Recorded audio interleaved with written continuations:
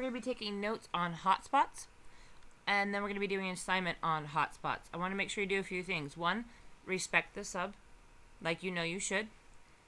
Number 2, behave like you should. Number 3, take notes just as if I were there. And number 4, make sure you're doing the assignment and working on it as hard as you can. Now, I'm saying that especially because sometimes teachers will assign an assignment when a sub's there as like a busy work. I don't really believe in busy work. So the stuff I'm assigning you is stuff I'm going to hold you accountable for. So make sure you're doing it and not just blowing it off because you're like, whatever, this isn't going to count. Everything counts. So make sure you're doing that. Okay. So we've been talking about a few ways that volcanoes can form. Now we saw this diagram before, very similar to the one that we created when we did our 3D plot. So we have these situations here where we have the crust pulling apart, removing pressure of the overlying asthenosphere, also known as the upper mantle, creating localized areas of melting. We call that decompressional melting. We have a situation where a plate will subduct. The salts change the melting point of the asthenosphere. And then we have isolated melting, where we'll get a continental arc, which is a mountain range spotted with volcanoes throughout the mountain range, where we have magma chambers existing below. This situation is just like that other situation in the ocean. It's a decompressional melting happening on the crust. And our third situation where we get volcanoes on Earth is what we call a hot spot. That's what's right here. A hot spot is not caused by plate movement. It's not caused by plate boundaries. It's caused by a completely different reason. And a reason we're not fully understanding, but we're going to give you as much information as we really know about it here. Okay, so a hot spot. Hawaii is a great example of a hot spot. What happens is we have this magma chamber here that doesn't move. It stays stable. It's stuck there in this location. But you guys should already know that the plates are moving. We talked about plate boundaries and their movement cause different landforms. Well, the plate boundaries are places where things like that happen. But this location, Hawaii is not even at a plate boundary. It's in the middle of the Pacific plate. And yet we still see volcanic action there. So here, this is the big island of Hawaii. We've got Maui, and we've got the following islands moving off in this direction. Hotspots do not create an island chain. Island chains are created by plate boundaries. This is the middle of the plate. This is creating what we call an island chain. And it's due to this hotspot that doesn't move. Now, I already said the plates are moving, but this hotspot does not. So right here, the big island of Hawaii is volcanically active. Maui and all the other islands and all the islands that you're going to see in a minute are not volcanically active. And that's because they have moved with the tectonic plate, the lithospheric plate right here, that it has moved off of the hotspots in these locations. So these islands were once in this location and they formed right here. As the plate moved, it carried these landforms off of the hotspot. Weather and erosion made them smaller over time, and eventually these, just like the ones you're going to see in a minute, will weather and erode down below the ocean surface and become what we call seamounts. Seamounts are just like islands that are just not islands. They're not above the water surface, so we call them a different name. We call them seamounts. But the big island, it continues to get weathered, eroded, but it also gets more ground because it's still sitting above the hotspot. Now it is slowly moving, so if the diagram extended out to here, you would see another island of Hawaii forming, there's a seamount here off the coast of the big island that's forming because of the hotspot, because the plate has moved enough where we have another island forming in here because of that action. So Hawaii, Yellowstone, and Iceland are 3 great examples of a hotspot. You should be writing this down. So these are all locations that are being created. They're all volcanic. And they're all being created by this hotspot location. And again, these are volcanoes that are not caused by any plate boundary. They occur wherever the hotspot is. So they could be at a plate boundary. Most of them are not.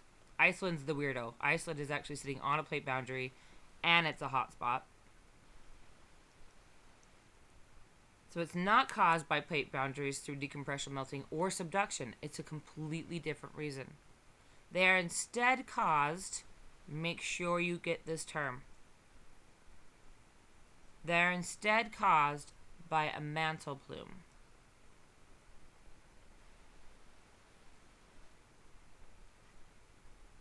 Alright, so throughout this presentation, I'm just going to go at normal presentation speed. But the students may need a little bit more time to write materials down. So, substitute. Feel free to pause the video at any time where they need to keep writing and they need to scribble their notes down. But I'm just going to keep continuing on and moving on through the presentation. So a mantle plume, and they'll define that here, is an area where it's just an intense heat flow that's moving throughout the entire mantle. Now, we think it may be coming all the way from the core of the planet, but there's some theories on that one way or the other, and neither has better evidence for it, so we haven't really settled on a good theory that we think is our best explanation. So we do know that the heat flows through the mantle, and then when it meets the lithospheric plate, when it hits that tectonic plate, it melts the underlining of that plate, causing magma chambers to exist at these locations. Those magma chambers, with enough heat and energy, can breach the surface, and that's what we actually call the hotspot. That's the location where the volcano is created. Typically, we get shield volcanoes from this. These are volcanoes that are not going to do a gray eruption like we saw with Mount Everest. They're going to be really hot, and they're going to have what we call a red eruption, where it's lava flowing on the surface like we see at Hawaii, because Hawaii is a hotspot. So this is the location where the mantle plume meets the plate. It is called the hotspot. Pause if you need more time to write this down.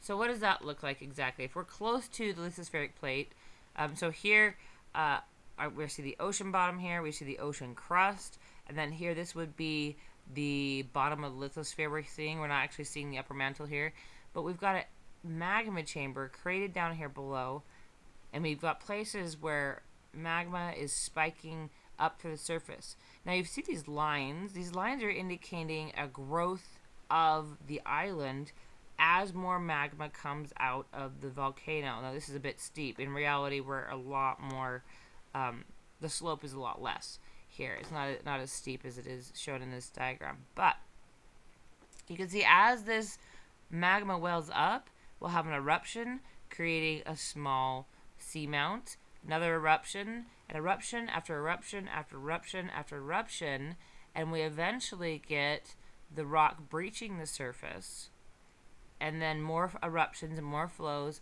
and then we've built up a volcano above the surface called a hot spot.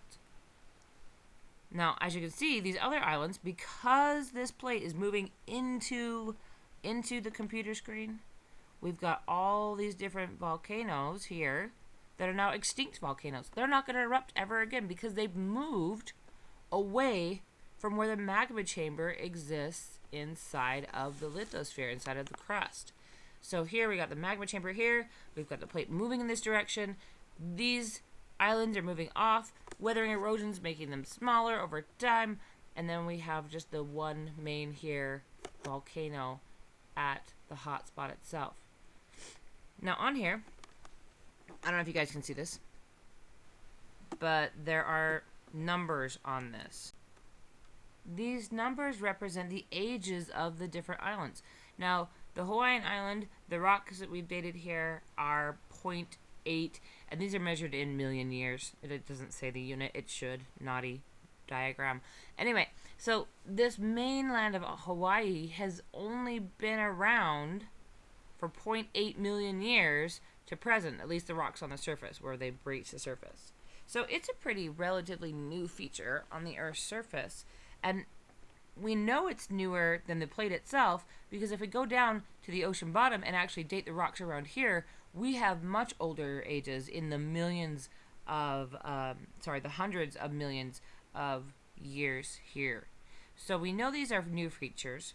But if you look, the age of the rock increases as we get further away from the hotspot. So I've got one here that we have rock ages of less than 1 million year. Here we've got 1.3 to 1.8 million years old on this island.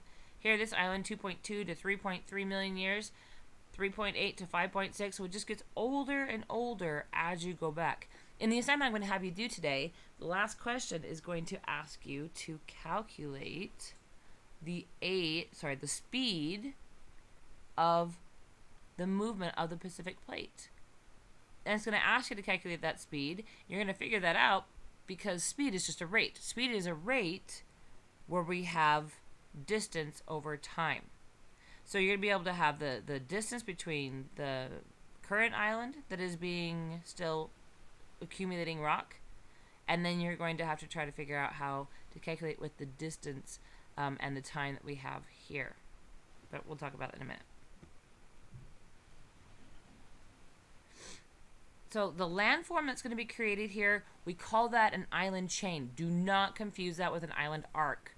Island arcs are these features by oceanic trenches. They're caused by the plate boundaries. They're caused by subducting and uplifting and then melting and then volcanic action. These are different. There's no uplifting going on here because we don't have any plate boundary. We don't have a crumpling forces. We don't have tensile forces. What we have is we have a massive magma chamber down below caused by a hot spot that stays in the same spot as the plate moves off of the spot. And so we only have one active volcano while the other ones are extinct. So our landform is the island chain,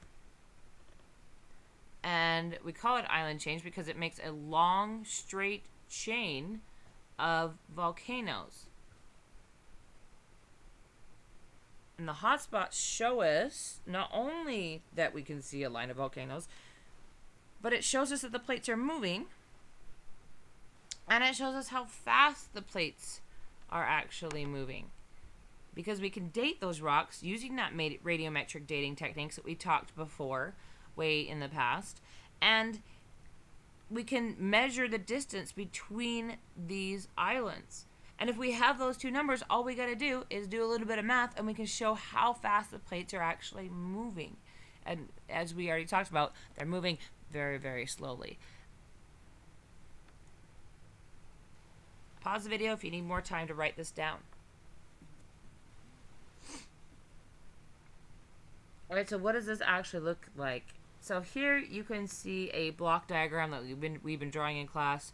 3D block diagram. We've got the mantle plume sending up heat energy. This heat energy meets the lithospheric plate. Here we've got the crust and the upper mantle right here, the brittle part of the upper mantle, with the upper mantle here, also known as the asthenosphere, melting this area, causing a magma chamber on the surface. And every once in a while, when it has too much heat, it'll spill out and create more layers of the volcano. So here, I like this diagram a little bit better than that last one because it shows what the island actually looks like. So this is what we see on the surface, but if we look at the ocean waves, we see the island extends all the way down to the ocean floor.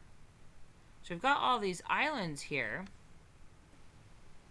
but the chain Like right here, you could mistake that as an arc if you saw that up close. But if you actually zoom in here, what you see is an island train. See how straight it is? How it's not curving, it's not arcing with the earth. Like here you see with the Marianas Trench, we see that obvious arcing pattern that we see with island chains. Japan, it's kind of hard to see Japan here, but we see that obvious arcing pattern. The Aleutian chain of island, sorry, the Aleutian Islands, not the chain. The Aleutian Island arc, that arcing pattern that we have. But the Hawaiian Islands do not do that. They're a chain of island, like a straight line. Now we've got the islands here, the Hawaiian Islands, and then these are all seamounts that have been weathered below the surface that were created here at this hotspot. Now if you look, some of you may have noticed that there's a chain that changes direction right here. So island created, plate moves, island created, plate moves, island created, plate moves. All of these were created at this hotspot. We can see the direction of movement of the plate, and we can tell because of this weird bend that at some time that plate was moving in this direction, and then all of a sudden it changed directions. Sorry, it was moving in this direction and it changed directions, almost a 90-degree angle, not quite a 90-degree angle, more like a 45-ish, and just started moving in a different direction. So at some point, this plate was moving off in this direction, and then it changed directions and started moving off in this direction.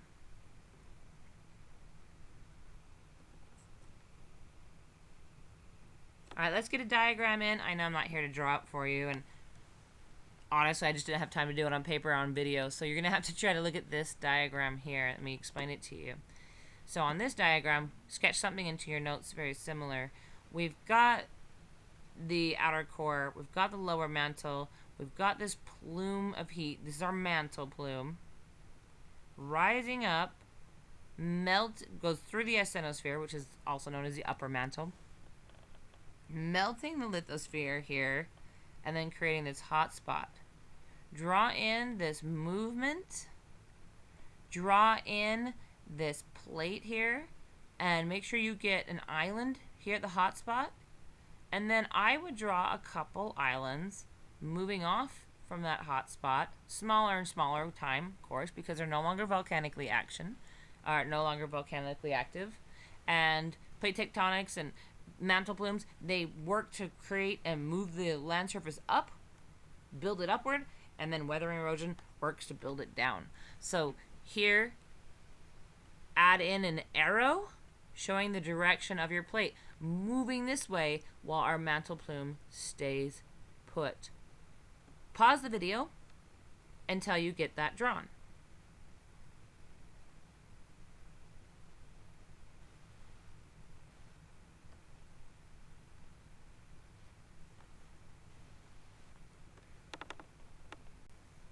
Alright, the next thing you're going to be doing. We don't need our notes anymore, so you can go ahead and put those away. But what you're going to do is you are going to work on this assignment called Hotspots, Volcanoes, Evidence for Plate Tectonics. I know you guys have an aversion to reading, but you're going to read the introduction because it's going to give you a little bit more information about hotspots. Remember, reading is a type of learning too, and it's important to read. Not that I'm annoyed with you guys, but I am. So read through the introduction, and then you're going to get a computer. You're going to go to this link here, and that link is going to take you to Google Maps. So if it doesn't work, or you're not going to type this in, this would be ridiculous to type it in, just go to Google Maps. And when you go to Google Maps, it's probably going to take you here to North Layton Junior High, because it usually takes you wherever you are in the world. Go ahead and get rid of this bar on the side by either hitting the X here, if it's here, or collapsing it there. And then it does us no good to be in Street View. This is completely useless for what we're doing, because we're looking at the surface features of the Earth. So although you all probably want to know where Chick-fil-A is, it doesn't matter. So what you're going to do is you're going to hit this little button over here that says Satellite. And this is going to let us see what the Earth looks like. I know, because you guys have seen me do this a million times, so I know you know what that looks like. You can choose it to be in 3D or 2D. It changes your perspective a little bit. It's kind of cooler in 3D, I think. But what I want you to do is I want you to zoom out. I want you to zoom out so you can see the Rocky Mountains, you can see the Wasatch Front. You're going to zoom out more, you're going to see Antelope Island, you're going to see the Great Salt Lake, you're going to see the Basin and Range Province. And you're going to see California and the Sierra Nevadas, and you're going to see the Cascade Mountains. Oh, just while I'm here, remember we talked about how Wanda Fuca plate is subducting underneath here in Washington, Oregon, and those volcanoes? I don't know if you guys look right here. Do you see the volcanoes? Volcano, volcano, volcano, volcano. Volcano. Volcano, volcano. A lot of them are actually spotted with snow, so it's easier to spot them because they spike up high enough altitude that they get snowy tops. But I mean, like, volcanoes plotted throughout this whole area. I just think that's cool. Anyway, so zoom out. Bye, volcanoes. Oh, look, volcano, Northern California. Anyway, so we're gonna go out here to the ocean. You can see the seafloor. You can actually see the edge of the Wanda Fuca plate, which is kind of cool. That little tiny plate right there. We're going to go off to the Pacific plate. Hi, Aleutian chain. And we're going to go to the middle of the plate. So here, we got the Ring of Fire. Zoom in far enough where you can't see clouds. We got the Ring of Fire here on the outside. But right in the middle of the plate, we see the Hawaiian Islands and all of these seamounts. And all of the ones that lead all the way up to basically the Koreas. Alright, so go through the thing, use this to kind of evaluate. You're going to answer questions based on what you're seeing with these landform structures. And then at the end of the assignment, let's scroll down to the end of the assignment. You're going to have this map. And this map, you're going to have to calculate the current speed of the Pacific plate. So I don't want you to calculate the speed of the plate in this location. We're just going to calculate the current rate. So the current rate is when it kind of bent here. And we're going to use the Abbott seamount data and the Hawaiian data here. We're just basically going to use the 0 time on that. So we're going to take now speed is a rate. Think about it, miles per hour or kilometers per hour. So what you need is you need a distance, that's your kilometers, and your time. And instead of hours here, we're going to be using millions of years. There are calculators on the side of the room for anybody who needs a calculator, and you can use your phone for a calculator if you need to as well. So all you're going to do is you're going to take the number here, kilometers, divided by the time. Because this is this much distance from time 0, and it's been this much time since time 0. Now, once you calculate that number, and make sure you put your unit down of kilometers per million of years. And then once you've done that, I actually don't want the answer in millions of years because that doesn't give us very good perspective.